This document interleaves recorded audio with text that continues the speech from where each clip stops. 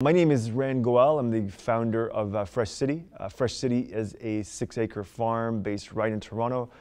We farm the 6 acres as well as a 3,000 square foot greenhouse and deliver what we grow in addition to what other farmers around Ontario grow right to the doors of several thousand homes in Toronto. What do terms like natural and organic mean? Natural to me doesn't mean without impact by humans at all, because farming at the end of the day is the ultimate in a non-natural act, because you've cleared out this whole area that used to be a forest and farmed there. What natural means to me is respecting nature's processes as it relates to the broader environment and to us as humans, how our bodies digest the food. And organic is a way of doing that. So Fresh City, we farm right in the city, and the important thing to note is we farm organically. We don't use pesticides, we don't use synthetic fertilizers, and we don't use GMO seeds. But it goes much further than that, and that's where the idea of natural, I think, plays into it. So for example, we farm as a polyculture. We have a lot of crops growing in the farm at the same time, and you don't actually have to do that for organic purposes, but we do because it's better, it works better with nature. We make sure it's a pollinator-friendly environment, meaning that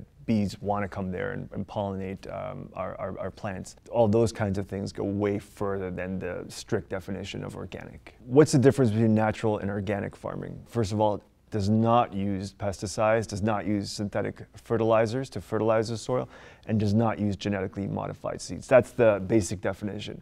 At its best, farming is not only organic, but also natural. It works with nature, leaves strips of nature around the farm to enable wildlife to still live there. In our case, we do all that, but then we go much further. So we farm naturally, as it were.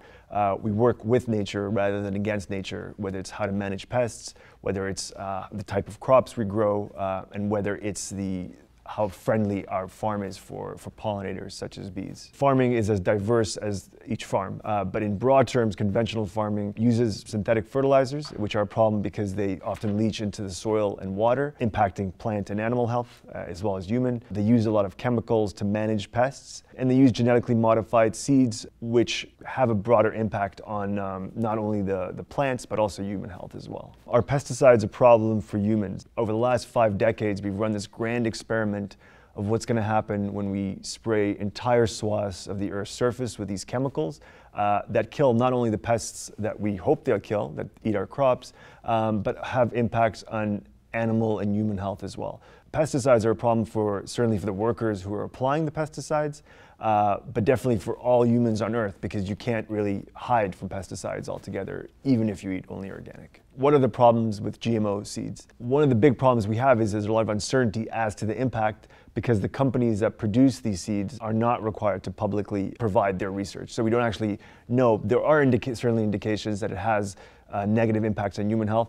What we know for 100% for sure is that the use of GMOs over the last 20 years has caused a huge increase in how much pesticides we're using. Because one of the key reasons the farmers use GMO seeds in the first place is that it breeds plants that are resistant to those pesticides. Are organic farming practices inherently safer for your family? No question about it. They definitely are safer. If you think the human species has farmed for about 12,000 years, they've essentially farmed organically, and we're still around. The same cannot be said for conventional farming, which has gone over the last 50 years and caused tremendous damage, not only to human health, but also to plant health, biodiversity in the air, soil, and water. For example, I mean, a lot of pesticides would kill not only the insect they're trying to kill, but also the birds that then eat the insect that have ingested the pesticide, and then it works its way up the food chain. So it often causes other species that we didn't even target to either to die or to otherwise have genetic mutations. By eating organic, you are avoiding eating pesticide-laden produce, but the broader impacts of pesticide use impact us all indirectly or directly. Are organic farming practices safer for the environment? Definitely if you compare it to conventional farming. That is not to say that organic farming in and of itself is environmentally friendly. You can run an organic farm that doesn't use pesticides, doesn't use synthetic fertilizers, and doesn't use GMOs, but has other impacts that we don't want to see in the environment. For example, if it's very energy intensive and then you fly the blueberries you grew in Argentina to Canada, That's not good for the environment, even though the blueberries are organic. If you have two things that you're really looking for when you're buying food, I would say the most important are that what you eat is as local as possible and as organic as possible. When an item is local, it's typically much more nutritious because the longer something spends traveling to your plate, the more the nutrients typically break down. Eating organic also means you're not exposing your family and yourself to a lot of the pesticides that were used to grow conventional produce. And that's very important because a lot of these pesticides, even in trace form, are found to have carcinogenic impacts, can be hormone disruptors, have all sorts of impacts that we're not even sure of what they are quite yet. What effect does conventional farming have on soil? Everything you see around you, your iPhone, your computer, ultimately depends on that top 6 inches of topsoil. Without those top 6 inches, we would not be here as a species. And topsoil is essentially a non-renewable resource. It takes about 1,000 years to grow, to create 1 inch of topsoil. Conventional farming typically does not respect soil in the sense that it leaches a lot of nitrogen fertilizer into the soil, which degrades it. We use a lot of chemicals, which kill a lot of the organisms that keeps the soil healthy and alive. And it also creates a lot of soil erosion.